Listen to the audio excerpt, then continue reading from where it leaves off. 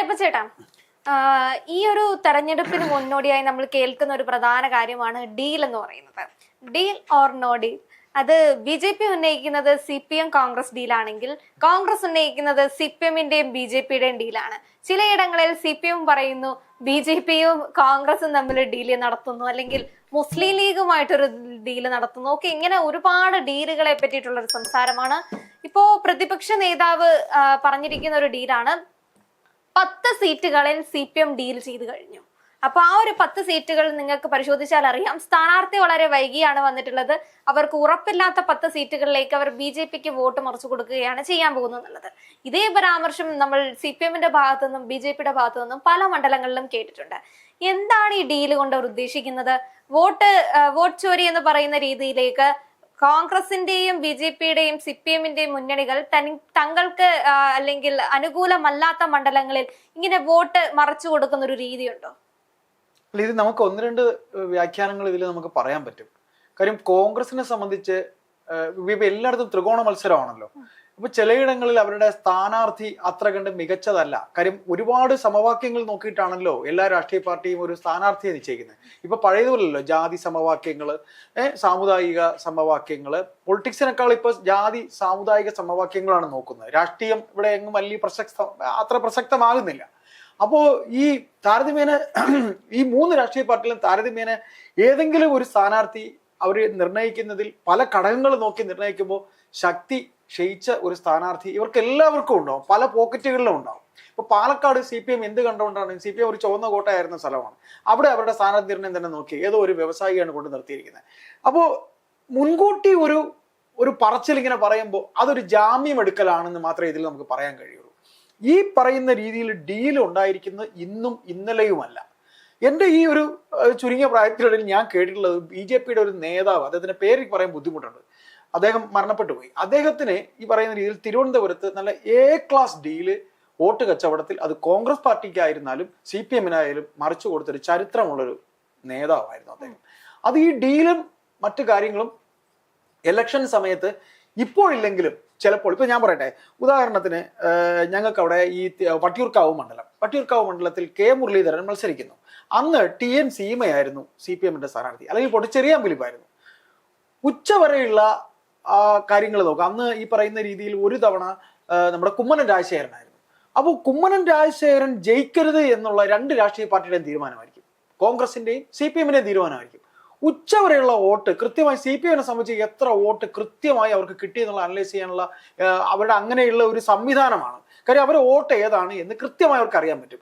അപ്പോൾ അവിടെ ബൂത്തിൽ ഇരിക്കുന്നവർ ഏതൊക്കെ വീടുകളിൽ നിന്ന് നമ്മുടെ വോട്ടുകൾ, അതായത് ഈ പറയുന്ന രാഷ്ട്രീയ പാർട്ടികളിൽ നമ്മുടെ വോട്ട്, ഇപ്പൊ കോൺഗ്രസിന്റെ ആണെങ്കിൽ കോൺഗ്രസിന്റെ, CPM-ന് വ്യക്തമായിട്ട് അവർക്ക് എത്ര വോട്ട് കിട്ടി എന്നറിയാൻ പറ്റും. എന്നിട്ട് ഉച്ചയ്ക്ക് ശേഷം ചില കേന്ദ്രങ്ങളിൽ നിന്ന് അറിയിക്കും, ഇന്നവർക്ക് വോട്ട് ചെയ്യണം. അപ്പൊ അന്ന് ചെറിയാൻ ഫിലിപ്പ് ജയിക്കില്ല എന്ന് ബോധ്യമാകുന്നു. N ബ്ലോക്ക് വോട്ട് പാർട്ടി തന്നെ മുരളീധരന് കൊടുക്കുകയാണ്. അത് ഒരു ഉദാഹരണം. ഇപ്പൊ ലാസ്റ്റ് തരൂർ ജയിച്ച കഥ അറിയാമല്ലോ, ശശി തരൂർ ജയിച്ച കഥ അറിയാമല്ലോ. തരൂര് ലോക്സഭയിലെ രാജ് ചന്ദ്രശേഖർ ജയിക്കും എന്ന രീതിയിലൊരു ഹൈപ്പിലേക്ക് പോവുകയാണ്. ഉച്ചവരെയുള്ള വോട്ട് പന്നിൻ രവീന്ദ്രൻ ചിത്രത്തിലേ ഇല്ല. അപ്പൊ ഈ അന്തംകമ്മികള് അല്ലെങ്കിൽ കിട്ടാവുന്ന കമ്മ്യൂണിസ്റ്റ് വോട്ടുകൾ ഉച്ചവരെ എങ്ങനെയാണ് ട്രാക്ക് നോക്കിയിട്ട് അത് ഈ പറയുന്ന രീതിയിൽ ഉണ്ട്. ഡീൽ എന്ന് പറയുന്ന സംഗതി ഉണ്ട്. അപ്പൊ പ്രതിപക്ഷ നേതാവ് ഉന്നയിച്ച ഡീൽ ഓർ നോ ഡീൽ എന്ന് പറയുന്നത് ഉറപ്പായിട്ടുള്ള ഒരു കാര്യമാണ്. അതിനകത്തിൽ ജനങ്ങൾ ഈ ഡീലിനകത്തിൽ CPM-നൊപ്പമോ UDF-നൊപ്പമോ BJP-യോടൊപ്പമോ നിൽക്കും, ആരോടൊപ്പം നിൽക്കും എന്നുള്ളതാണ് ആ ഡീലിലെ ഒരു പ്രധാന. ഇതിലെ ഈ നിഷ്പക്ഷ വോട്ടുകളിൽ ഡീലിലൊന്നും പെടില്ല. നിഷ്പക്ഷ വോട്ടുകൾ നിഷ്പക്ഷത ഇതിന് പുറത്താണ്.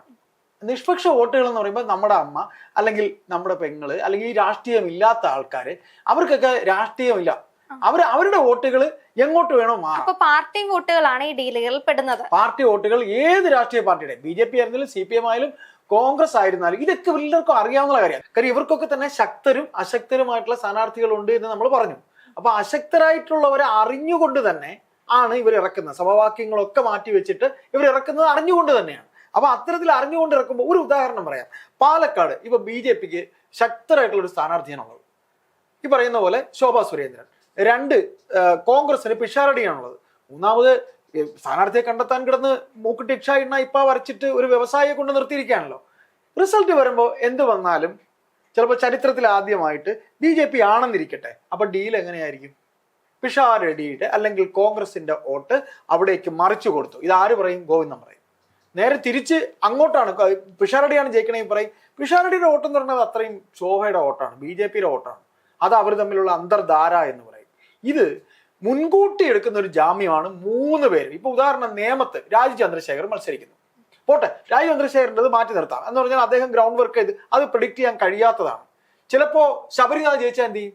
ഉടനെ പറയും പുറമേ ഇങ്ങനെ കാണിച്ചിട്ട് ശബരിനാഥ് BJPയുടെ വോട്ടെല്ലാം കൂടെ ശബരിനാഥിന് കൊടുത്തെന്ന് പറയും.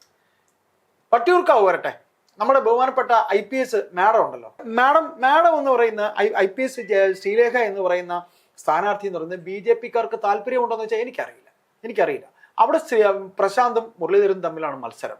മുരളീധരന് എന്ത് വന്നാലും BJP RSS വോട്ട് കിട്ടില്ല എന്നുള്ളത് കോൺഗ്രസ്സുകാർക്ക് തന്നെ അറിയാം. മുരളീധരൻ കർശനമായിട്ട് അവരെ എതിർക്കുന്നതാണ്, RSSനെ BJP എതിർക്കുന്ന കോൺഗ്രസ്സുകാരനാണ്. പ്രശാന്തിന് RSS BJP പ്രശാന്തിനൊക്കെ ആണെങ്കിൽ അല്ലാതെ അദ്ദേഹത്തിന്റെ മുഖം വെച്ച് തന്നെ അവിടെ വോട്ടുകൾ കിട്ടാനുള്ള ഒരു സാധ്യതയുണ്ട്, ഒരു കുറവും അവിടെ കാണുന്നില്ല. അതേപോലെ തിരിച്ചു വന്നു കഴിഞ്ഞാലും തിരിച്ചു വരട്ടെ. ഈ പറയുന്ന മാഡത്തിന് എന്തായാലും ഈ പ്രചാരണം തുടങ്ങിയത് പ്രതിപക്ഷ നേതാവിന്റെ പക്ഷെ നല്ലതാണ് കേട്ടോ. എന്നറിയോ ഏതർത്ഥത്തിൽ നടത്തുന്നത്? അല്ല, ഡീൽ നടത്തുകയല്ല, ഇത് മുൻകൂട്ടി. ഒരിക്കലും ഞാൻ ഡീൽ നടത്തുന്ന നല്ലതെന്നല്ല പറഞ്ഞ, മുൻകൂട്ടി ഇങ്ങനെ 3 പേരും പറയുമ്പോ ഒന്ന് അറയ്ക്കും. മുൻകൂർ ജാമ്യം എടുക്കുന്നത് ശരിയാണ്, പക്ഷെ ഡീലും നോ ഡീൽ. കാര്യം ഇന്ന് അത്ര കണ്ട് അലർട്ടാണ്, സാമൂഹ്യ മാധ്യമങ്ങൾ അലർട്ടാണ്. ഈ പറയുന്ന പോലെ നീക്കങ്ങൾ ഒപ്പിയെടുക്കാൻ പല മാർഗങ്ങളുണ്ട്, ഫോൺ ചോർത്തലുണ്ട്, ക്യാമറയുണ്ട്.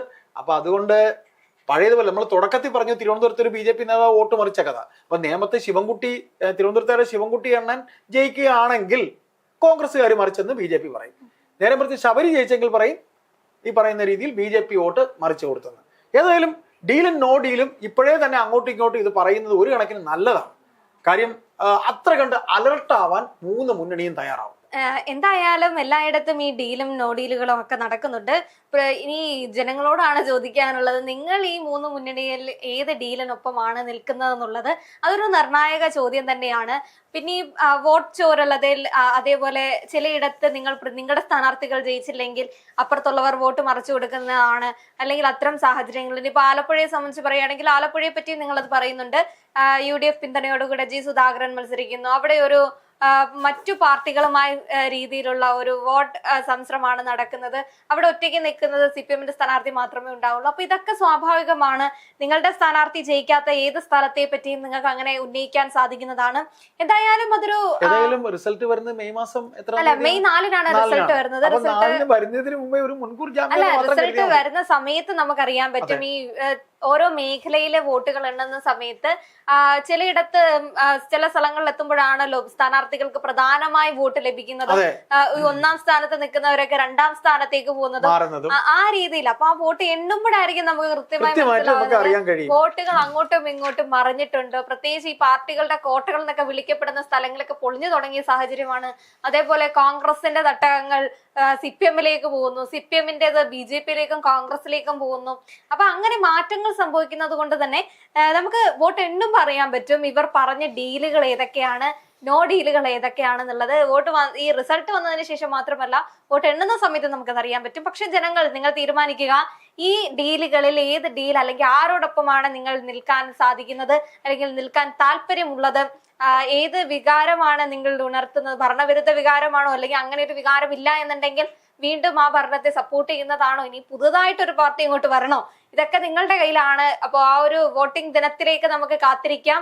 3 മുന്നണികൾക്കും ഒരേപോലെ തന്നെ അഭിവാദ്യങ്ങൾ അർപ്പിക്കുകയാണ്. ആർക്കാണ് ജയിക്കുക അല്ലെങ്കിൽ ആര് വാഴും ആര് വീഴും എന്നുള്ളത് നമുക്ക് കാണാം.